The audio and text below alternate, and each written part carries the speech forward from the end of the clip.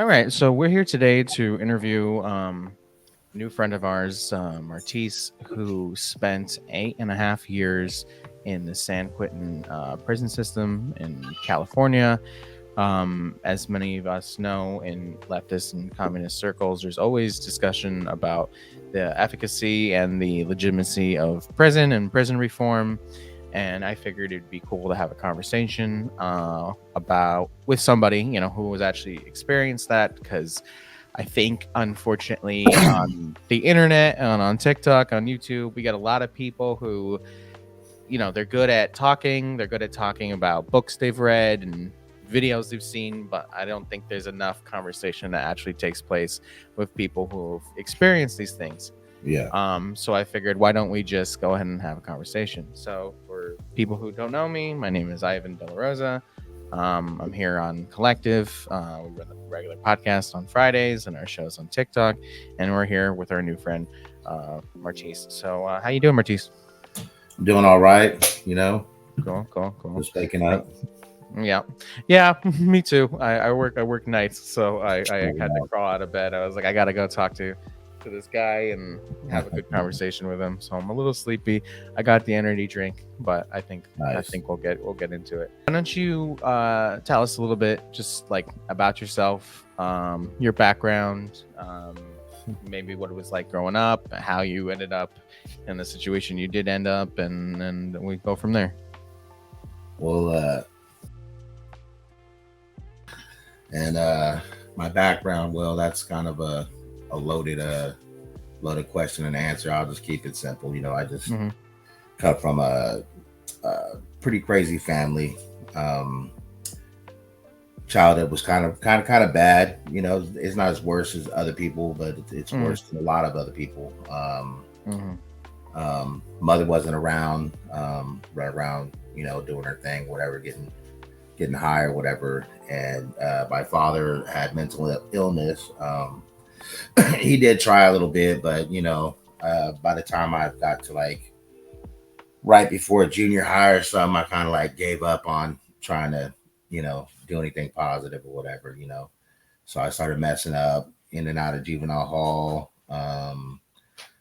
Juvenile hall was the first time I went, I was like, oh man, I don't want to go back there. But then I started recognizing, like, man, I knew a lot of the inmates in there, whatever, like friends of mine, went to school, whatever. So then juvenile hall kind of was actually kind of like a joke, a little bit. So it was just like nothing for me to go back and forth. Like I didn't care. By the time I was like 15, 16, I just figured like, hey, you know what? This is probably just going to be my life. I'm just going to, go back and forth and go in and out of juvenile hall. Like, like who cares? The consequence really ain't nothing or whatever. Right. Leading up to it, I got older, then I turned 18 years old and still doing my stuff. At that time, no, I had a couple kids already.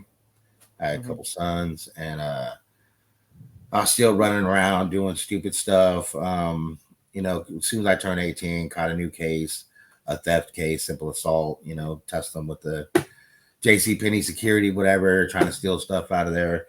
I didn't have a job at the time, or, I didn't have any family support, and, got tired of wearing the same clothes. So I went in there and tried to, go shopping. Right. And got caught up and went to county jail, and then realized jail was just like, they make it so it's like the same hat as juvenile hall, just now with adults, and it's it's the same set of rules. So I started going in and out of jail, and as I was doing that, I ended up having another son, and run around. Then it got to the point where I was trying to get a little serious and trying to like stay out of trouble and keep my nose clean, but I was still surrounded by the people I was hanging out with, a couple cousins and some friends and stuff. And I still, had, my foot on that side of the grass where I was trying to hop the fence on the other side of the grass, but I'm more comfortable being on this side of the grass. So I ended up catching a case and ended up going to prison. And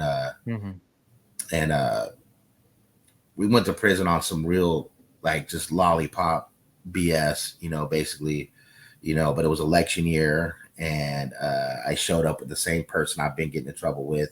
since a juvenile. So they kind of like, threw the book at us when they shouldn't have. And, my cousin, he ended up getting like 14 years and I got like 9 years. And, there was a couple other co-defendants with us. They got like a little bit of time because they ended up telling or whatever you want to call it. And, Yeah.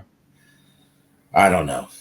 So I ended up in prison. So I did about 6.5 years on a 3 yard. A 3 yard and a 4 yard is kind of the same set of rules, same set of values. And then after about 6.5 years or so, it was time for me to see the committee in there, your counselor or whatever, and they talk about how many points do you have. If you get a lot of trouble, it's called a 115. Then you can go, your points can go up. And they can send you to a 4 yard, or your points can drop and you can go down to a 2 or a 1 yard. And we were on lockdown for about, I don't even remember how many months it was. We had a couple riots and stuff. And I was stuck in a cell, but it was my time to see a counselor. And so I went in there seeing a counselor, and they went back and forth. And I was in there for you got violent crime and you got serious crime. And mine was more like serious than it was violent, but it was also violent too. So, but they weren't trying to hold me accountable for the charges that I was in there for. They tried to hold me accountable for a charge that got dropped way back, years ago. And then when I told them, like, hey, wait a minute, I never got convicted of that. Right. If the state of California couldn't hold me accountable, how are you guys going to try to hold me accountable? And because of that, my points dropped. I went down to a 1 yard, which I hated at first because I wasn't used to it. And then they sent me to fire camp, actually. Yeah. And that's the fire camp is definitely something I really want to talk to you about. Yeah. But a few things I want to touch on that you mentioned already. You mentioned that, like, growing up, you had difficulties, you didn't have support, Yeah. Absent family with mental illness. Yeah. And I feel like what a lot of people don't understand is a lot of people think that people who do crime are just doing it just because they're wired that way to do that, That's as all. opposed to people are products of conditioning. They're products of their environment. And especially as a young man, I'm sure you could have tested, as a young man without that support, you look for support where you could find it. And you enjoyed, the time that you had with your peers, even if you met your peers and your friends in a juvenile system. And that was, a source of positive attention and support, even if it in itself, it wasn't, a good thing. Having that connection and basically learning how to grow up and be a person with people who are coming from similar backgrounds, who ended up also getting in trouble. It becomes like a cascading effect, Well, and you were saying how, like, when you were on one side of the fence versus the other, like, you felt more comfortable on this side as opposed to that side. And I think that's very pervasive. Like when young people, especially young men, when they don't have support, when they don't have an outlet, they're gonna do what they're comfortable with, like you said. Yeah. It just goes to the effect like that. That's all I ever known. You know what I mean? Like, I had some good friends. Some of my friends were actually good friends, and they were doing okay in life. But even in their realm, where they came from money and good families and stuff, but they were still kind of messing up and doing stuff too. But you know what I mean? With them, I was trying to, I was trying to get better. I was actually 2 weeks away from getting my real estate license and stuff. I did an online course and passed all the pre-tests and all that type of stuff. And I was trying to go that way. But when my buddies would call, or I was bored or whatever, they would come pick me up, and I already knew like we're gonna go do a bunch of bad stuff, But in our minds at that time, it wasn't really like bad stuff. It was just normal stuff. It was just like right, exactly. We're doing it. You know what I mean? Like, it was no big deal to go rob somebody or go get in a fight, or have weapons or that type of stuff. You know what I mean? Like, we didn't really feel like we were bad people. We were just just what you did. That's where we come from, Exactly. And I think that's something. I think you hit the nail on the head. That's exactly Yeah, what I think a lot of people don't understand. They yeah, think that like people, young men who are, they're as they live this life, as they experience it, that they think that you guys are just sitting in the car being like, I'm so evil, I can't wait to do no, bad shit, but you're yeah.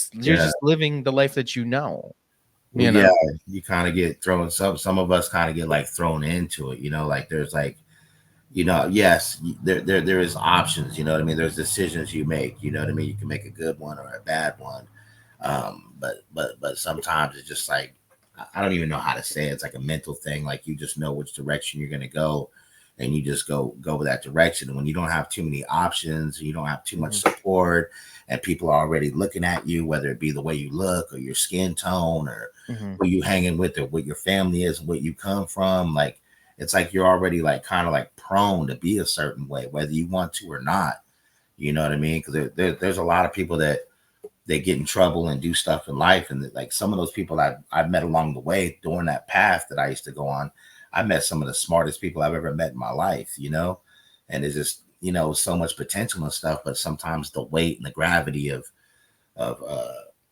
coming from a broken home, or, your parents are on drugs, or people, as a kid, you're getting whooped, or, Mhm. teachers always on your Mhm. back, and no one wants to Mhm. treat you with any respect or give you any kind of common courtesy, and Yeah. everything's on your back. You just, at some point mentally, you just give up. Like, okay, it's what Yeah. y'all You think, you you, think of you me. That's what I'm gonna be then. Right, exactly. You come up in an environment that treats you less than human, and Yeah, whether you can articulate that or not, yeah, you get that impression as a young person that, like, you know what, fine, then I am that person. yeah. That's um kind of what happened to me, I would you say. know Yeah, um I personally can relate to that in an extent of growing up as a first gen immigrant. Like when yeah, I was going through high school and all that stuff, like there was a lot of racism and a lot of mhm, assumptions about myself, and yeah, definitely, when there was lack of support, it's like, okay, you think I'm XYZ, then I'm gonna be yeah, XYZ. yeah, um it's a grueling, feedback system. So you mentioned that you went to juvie hall, pretty yeah, early on. So yeah. That was. growing up, did you I guess you kind of answered the question, but I'll ask it Mhm, anyway. So mhm. like, did you have like an impression of like what, prison, what the system was then, like early on? And did you like expect at some point in your life, like, yeah, I'm probably just gonna go to prison? Or did you think that, like, because like you said, it was very normal to get up to no good, so to say. Like, did Well, you did you think you were kind of untouchable, or um, I don't know if I thought I was untouchable. I mean, there was a point when I was around certain individuals and we felt like we was invincible, but Mhm. um yeah, no, it was just one of those things where it's like everybody has a path in life, and sometimes Mhm. you could just choose it, and I kind of like that path kind of chose me in a way. Um, like I said, everybody can make decisions. You can make right ones or wrong ones or whatever, but everybody has a path. And at that time, that was my path, and I didn't care, how many times I got locked up, or they gonna throw the book at me or whatever. Luckily, as a youngster, there was a judge named Jeannie Buckley where I'm from, and I think she liked me because she was cool with me or sympathized or something, because she was supposed to send me to CYA, California Youth Authorities, probably like 3 or 4 different times before I turned 18, and she never did. She kept sending me to these group homes, and I just kept running from the group homes. And they would catch me, Mhm. and then they would send me back. And then I was like, why don't you go to group home? I'd rather stay here. And she's like, do you want to go to YA? I was like, I don't care. And she was like, I think you do care. She'd send me back to the group homes, Mhm. and all the stuff. Mhm. But it just got to the point in my life where I just felt like it was like routine, I want to say. Like it Yeah. didn't matter. Like I knew they're gonna release me. I'm gonna go home to my house.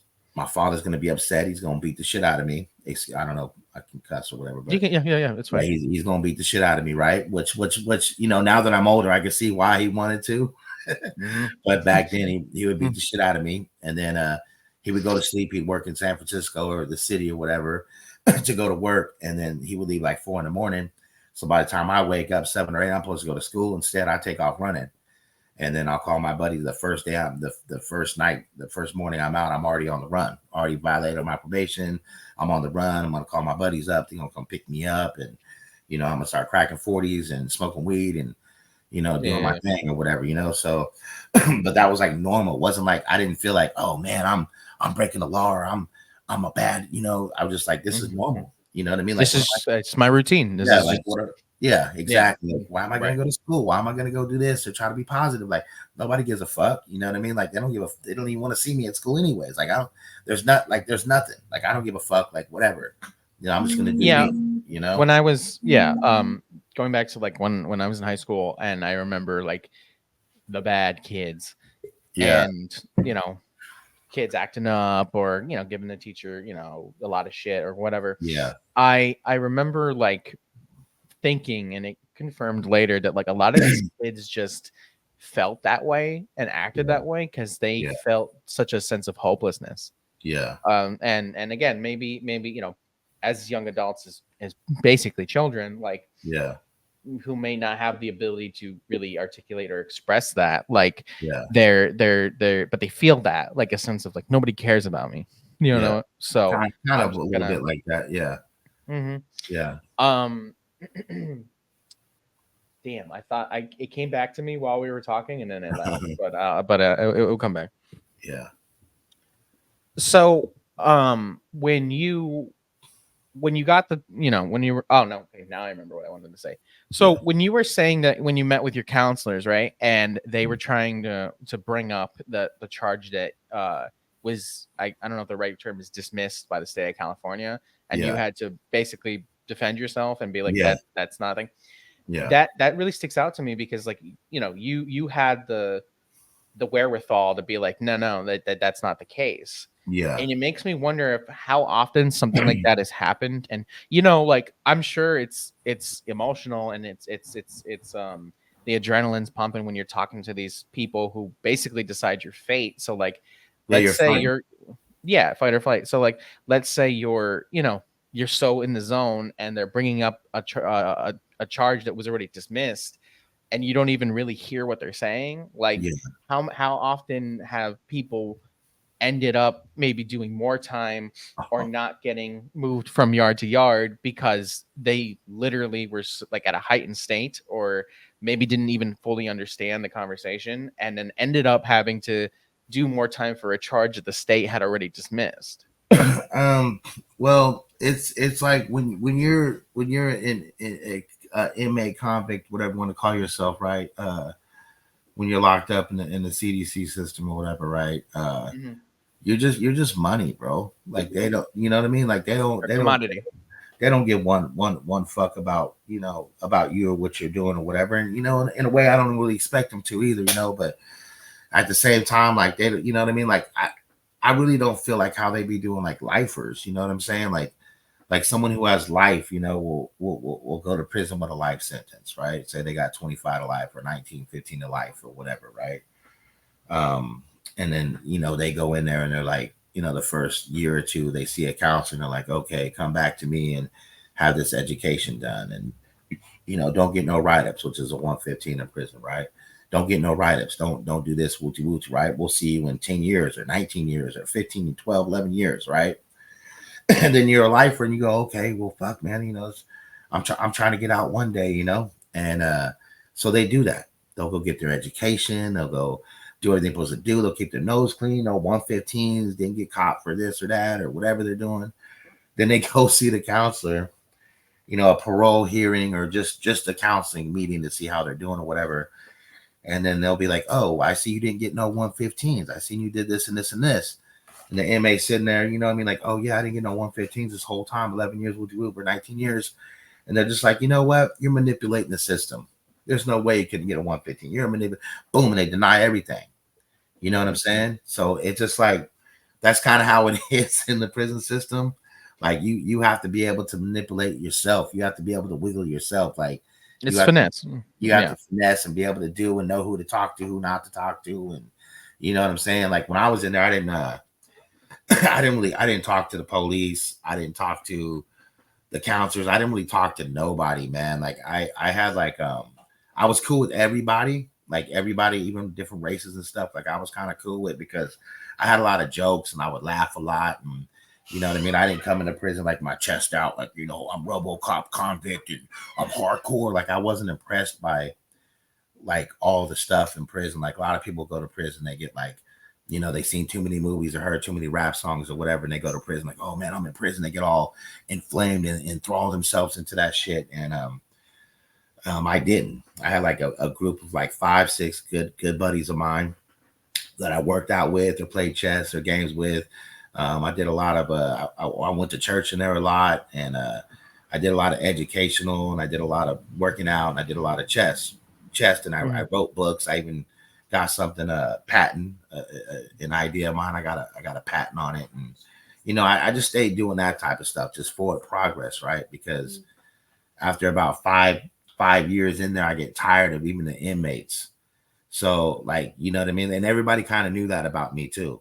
You know what I mean? Like I just didn't even like, I don't even like want to fuck with people, because it was just, I don't know, it's chaos, man. Like, you know, so when you're in prison, you got to learn how to like move your own way and do what you need to do, man. You might go to a CO and be like, hey man, I need this or this or this or this.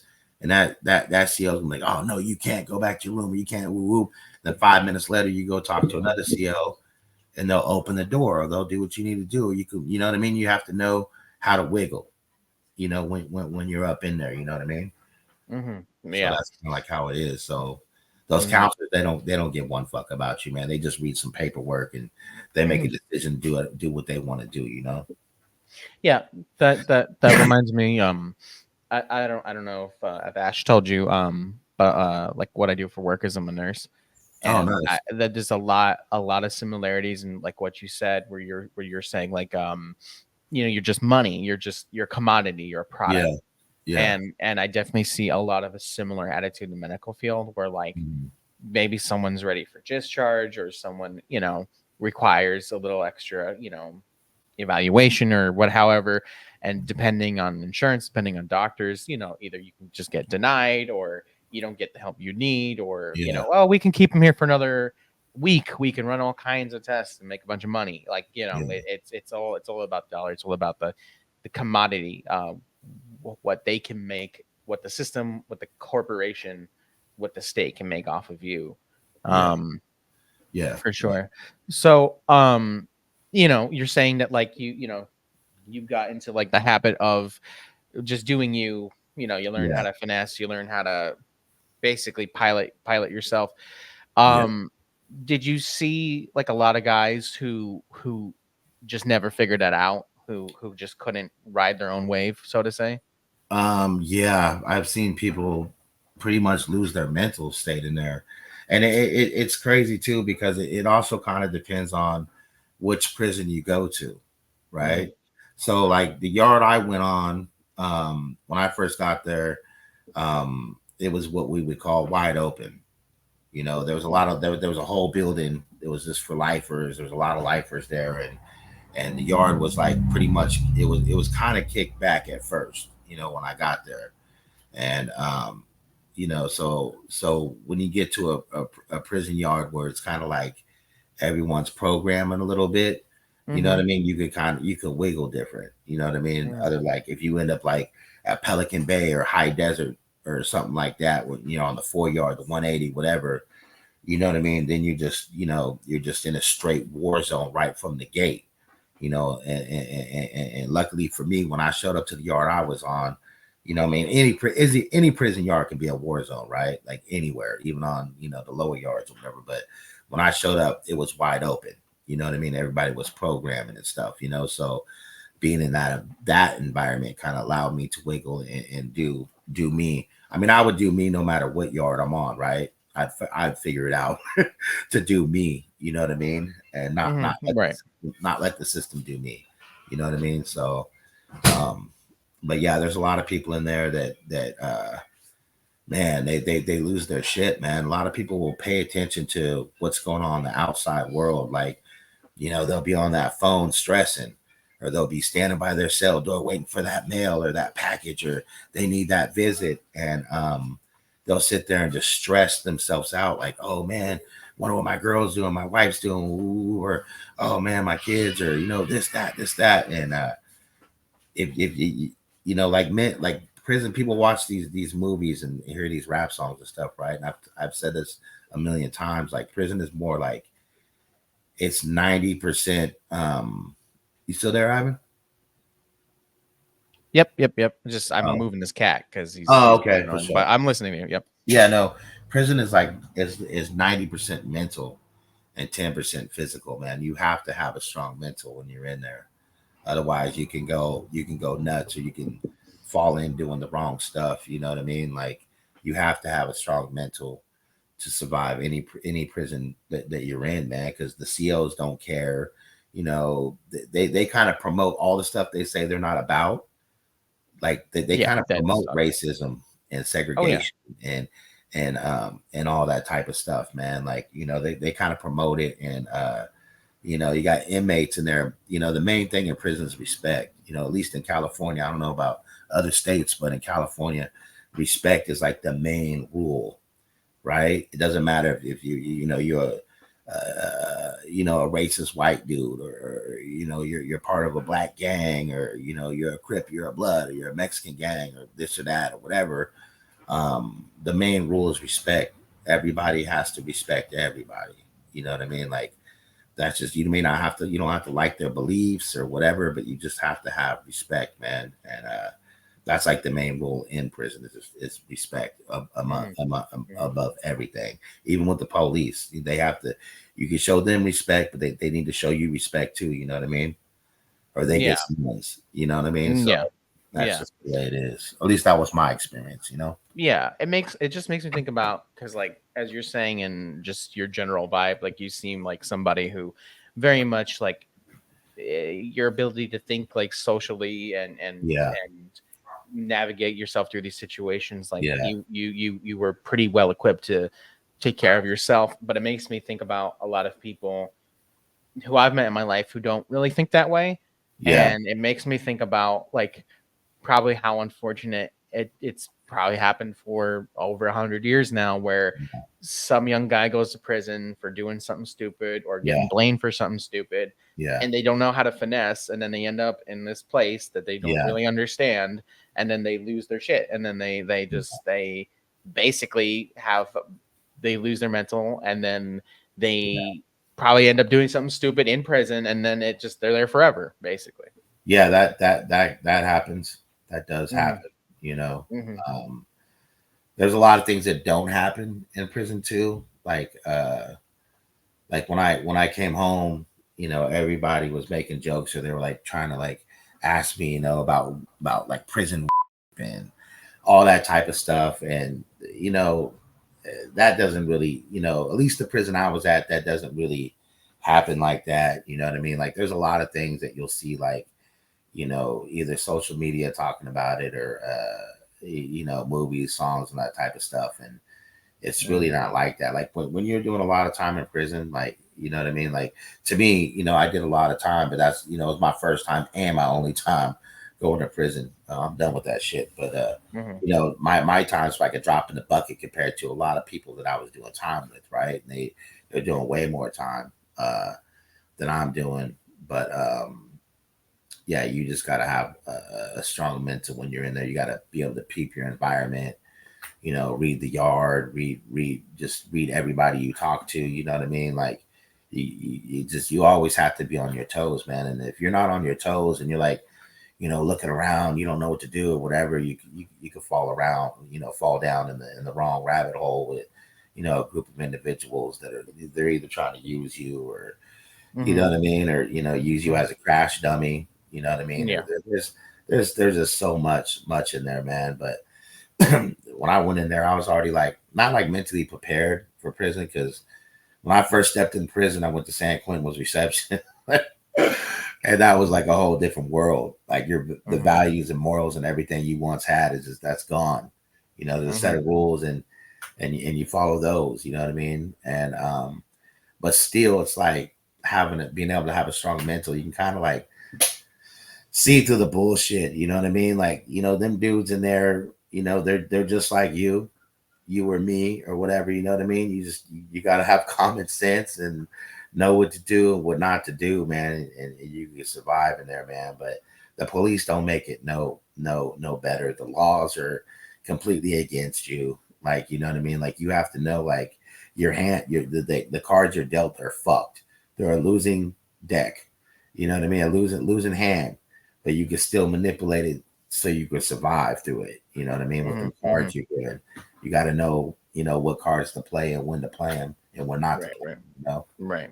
That's it. So, on paper, obviously, prison is prison is kind of sold to people in a way where this is the place where you could be rehabilitated, and they'll Yeah. provide job training and stuff like that, right? And based off your reaction, I already know, but um so like what kind of, like, obviously you ended up in the fire camp situation, Yeah. but like what what other kind of, like, was there anything like Well, of substance that the men could do they for like have, they skill have, training? yeah, they have certain prisons have, some prisons got some awesome stuff.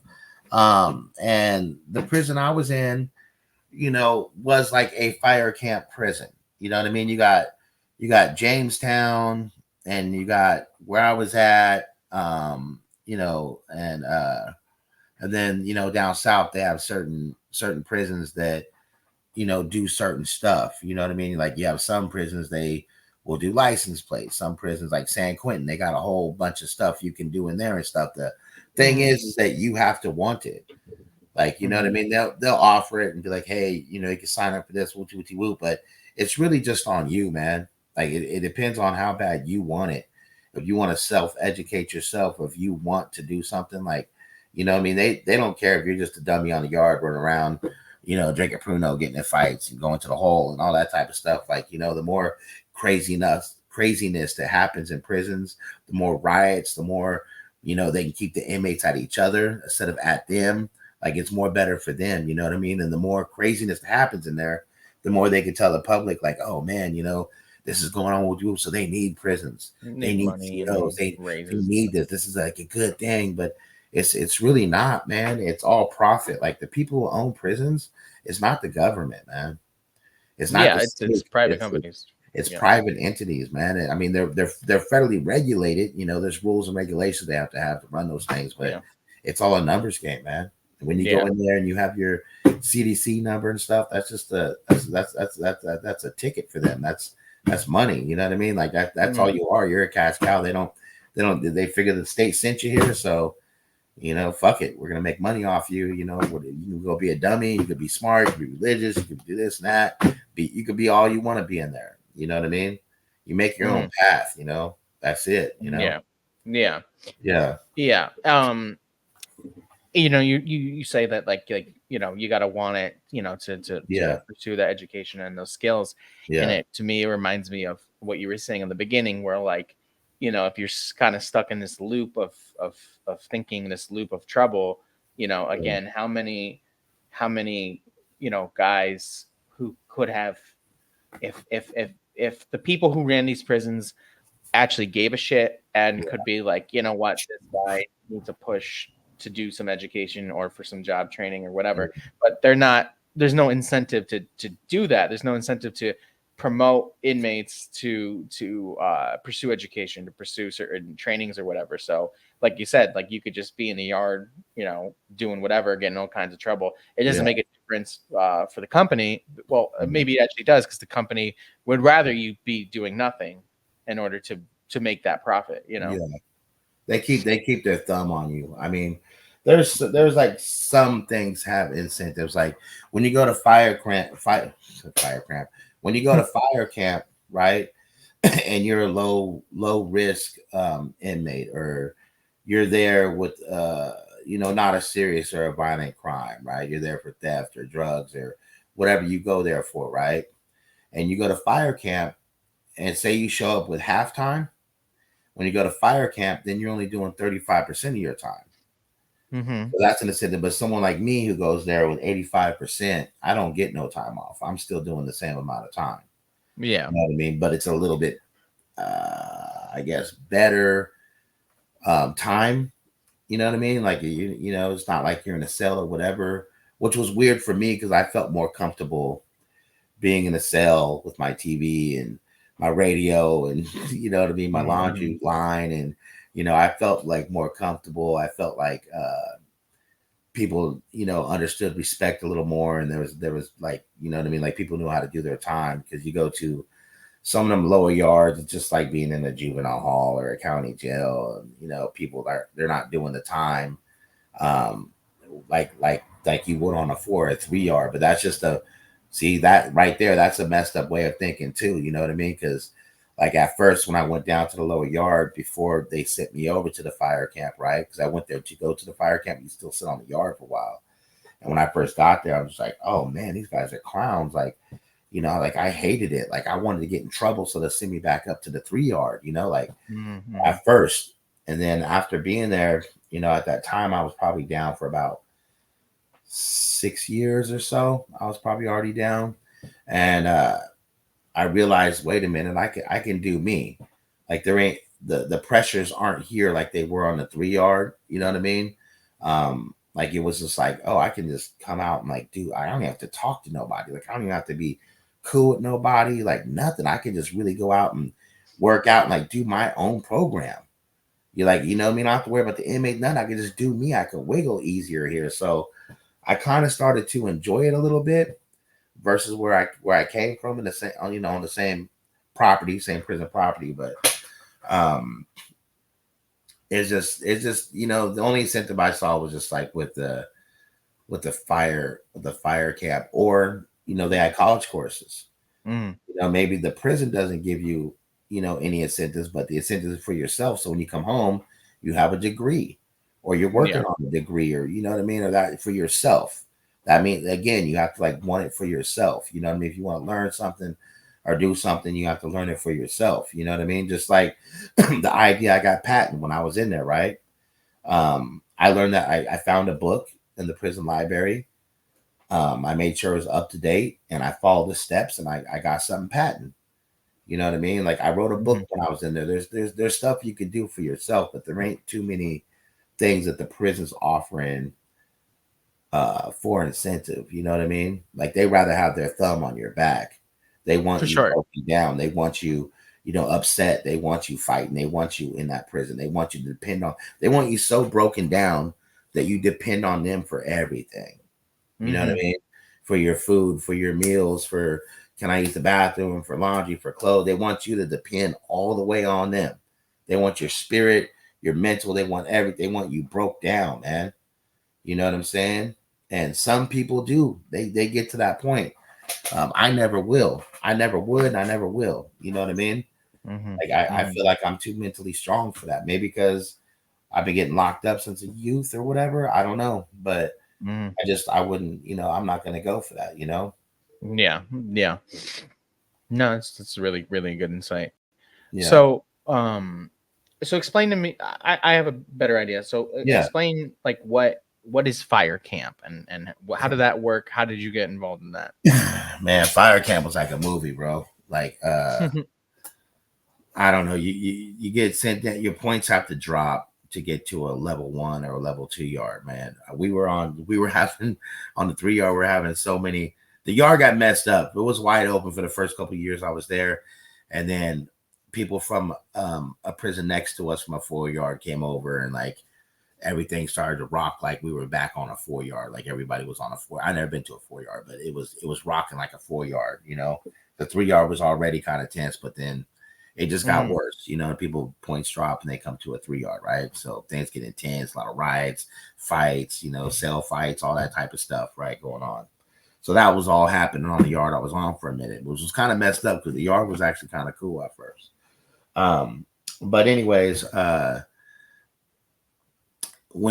go down to the 1 yard, then you have to go through this training, right? It's like real training. You have a thing called 10s and 18s that you learn, and you do this school for like a week or two. Then you do physical training, which is a lot of hiking.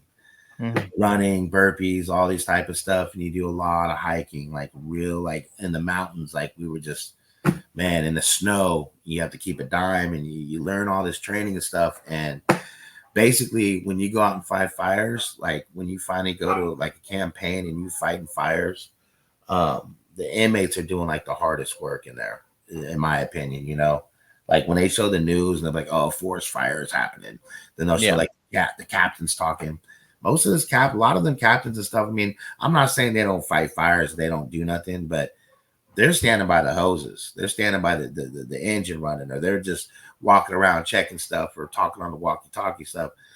Us inmates, we're in there. We're chopping line. Like we're making a 4-foot line to try to block off the path of the fire. You got the bulldozer up in there, chopping line, and then we're chopping line too, and we're doing it for like 24 hours. We get 24 hours and we get 24 hours off, like all night long. We're literally hiking up a mountain but chopping a line the whole entire time.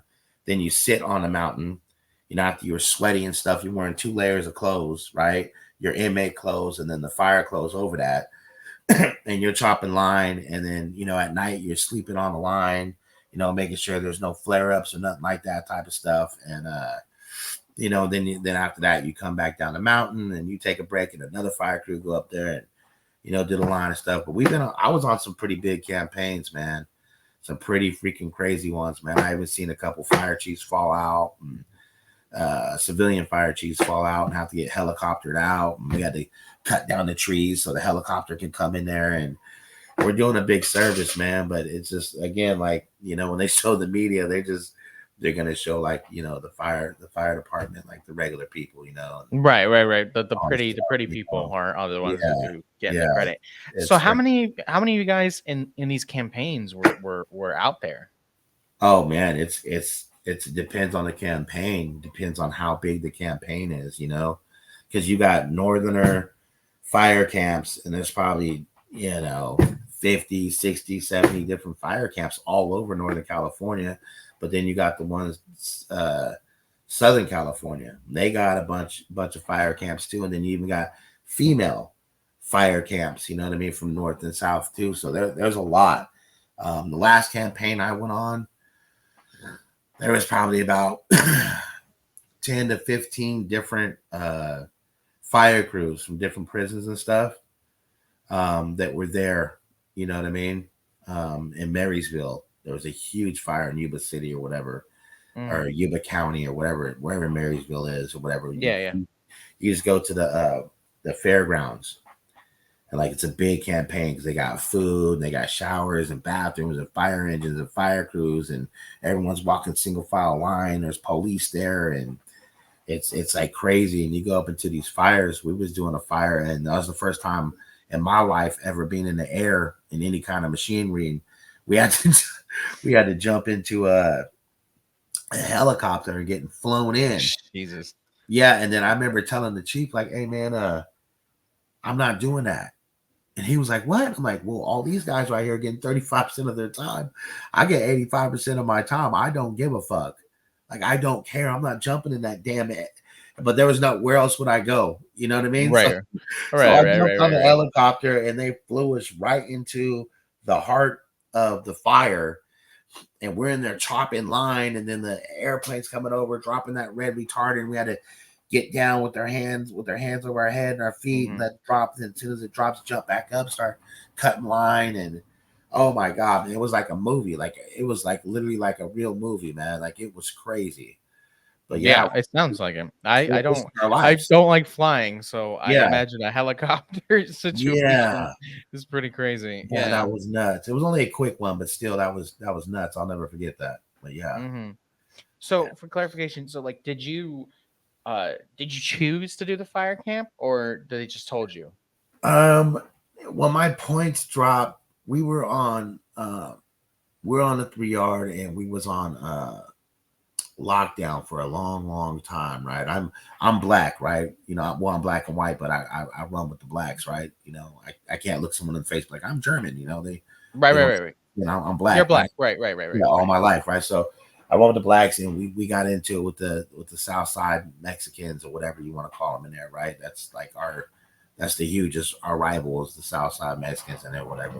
But it's not even personal, it's just business in prison. That's how it goes, right? So we were kind of into it with them, and we're on lockdown for a long time. And I was in a cell with this clown that I didn't really like, anyways, right? I got sick of being in the cell with this clown. So um, when I talked to the counselor, whatever, it was my time, to see the counselor. So when I told my points dropped or whatever, my plan, I didn't know about fire camp. I wasn't fighting. I didn't ask for fire camp.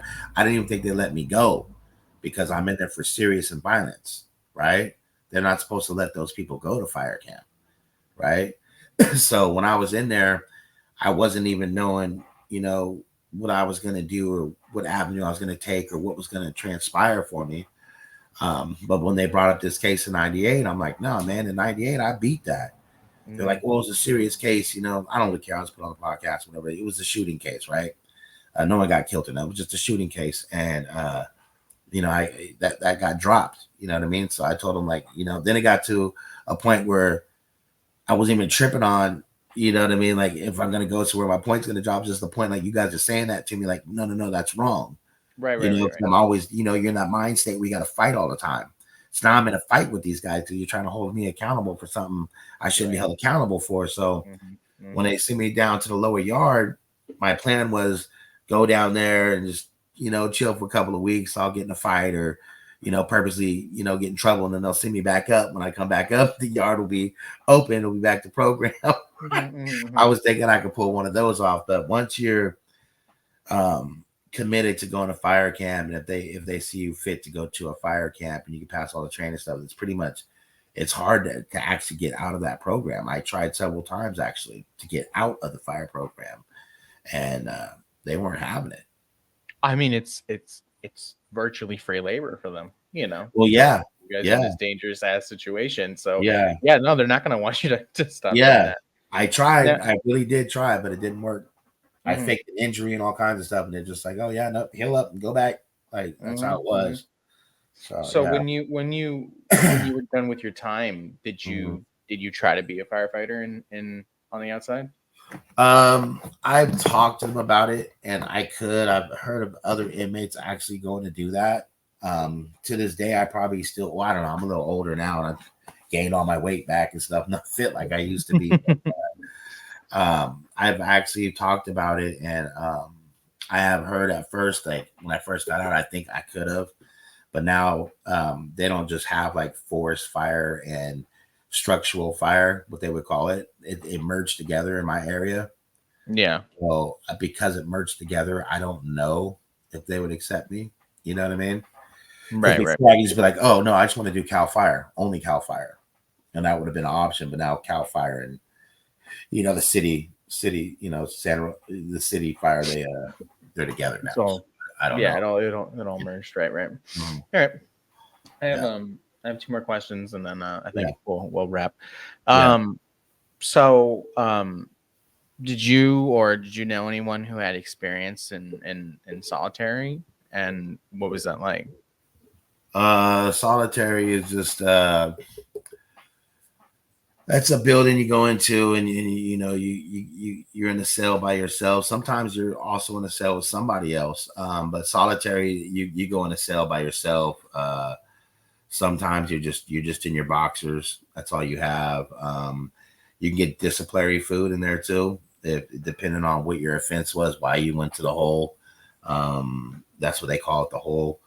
And they get disciplinary food, which basically whatever they're serving the inmates on their tray, they just make it into a big meatball and give you a piece of bread and some unsweetened tea, and that's your food. And I've seen a lot of people go to the hole. I've been to the hole a few times, but for me, I was actually in a cell with one time with somebody else, and one time I was in a cell by myself, but there was 2 bunks in there, so it wasn't like the main hole. But yeah, that's just going to jail when you're in jail. That's what it is, And some people do go, and there's a court. If you like actually, like I knew a guy in there. He was doing life, and he fought somebody, and the person subsequently died or whatever. So then he had to go to the court there, which we call it a kangaroo court, right? Because it's a joke, right? It's a joke. and and got more time. I think another life sentence or something like that. And Jesus. Yeah. it's done. I didn't see him again. It's messed up because the brother was actually a really good brother, and he wasn't about like he wasn't one of those raw people trying to fight or nothing. You know, he's kind of older, like serious guy. Like if he fought somebody, there was probably a good reason why. And but the other person didn't make it, so you know Mm, that's what it mm, is in there. mm. Yeah. So Yeah. All right. So I think my last thing I want to bring up, yeah. what I was reading about San Quentin, I saw that it's pretty well known for housing inmates who are on death row. Yeah. Did you meet anybody who either ended up on death row or Um, experience with that? not when I was there. When they sometimes they'll have to. Okay, I was there before. Tookie Williams was there when I was there. Mhm, Actually, mhm, that was 2002, and they moved him. And usually, if someone's like being moved on the yard, whether it be medical or a visit or whatever they're moving them for, usually they sound the alarm, and you have to sit on the ground and put your face the other way against the wall or whatever. And there's like four COs around that guy moving them, that type of deal. But no, you can't mix with the people that are on death row. That's a whole different sector. Yeah, yeah. Yeah. Okay. Yeah, I saw that actually right before we came on, and I was reading about it, and Yeah. I was in a voice call with some of our friends who do Yeah. this, and I saw it was just a sentence real quick, and it was like, San Quentin was equipped with gas chambers, and the last one Mhm. was used in 1993, and I mean, like I know this stuff, but like sometimes like you get thrown off, and I out loud I was like, what the fuck? Yeah. My friend brings up a good point, and he's like, like that's the kind of shit the Nazis used. I mean, where do you think they got those ideas from? Yeah. So it's just so all encompassing. You know what I mean? Like how they keep you in this system, how they keep people in the system, they put their Yeah. trust in you, and they have so many options. Like for so many people, it's almost like you're practically born in prison, then you die in prison. You work Yeah. in prison, you work for free, you eat their food, Yeah. you buy on them Yeah. for profit. It's Yeah. just it's pretty sickening. Yeah. It's sick, man. That's why I say you gotta have a strong mental, man. Like, Mm. you know what I mean? Like that place is it's just I don't know. I don't even know. It's hard to explain it. You know what I mean? You go there and you see what's happening. And you're in that environment. You're in that mind frame and stuff. And then trying to explain it, it just it's different, man. You just gotta have a strong mental, like and then you have to realize why you're there for so much. Like, I've seen people do a lot of time. Like, I show up, I do, they've already been down a long time. And a couple of times I've seen people, and, you talk to these inmates, and like a lot of these people are on the same page. Like, they want to get back at it, going to the streets. Like, they got something to prove. Oh, I'm going to get back at it. I'm going to do this. This is what I know. Lo and behold, they get released, and then you see them walking across the yard again, damn Mm. near to the same cell. And it's just like, you know what I mean? You hear the same stories, and it's like you got to make a choice. Like, you know what I mean? That was the first time in my life where I'm like, okay, this ain't it.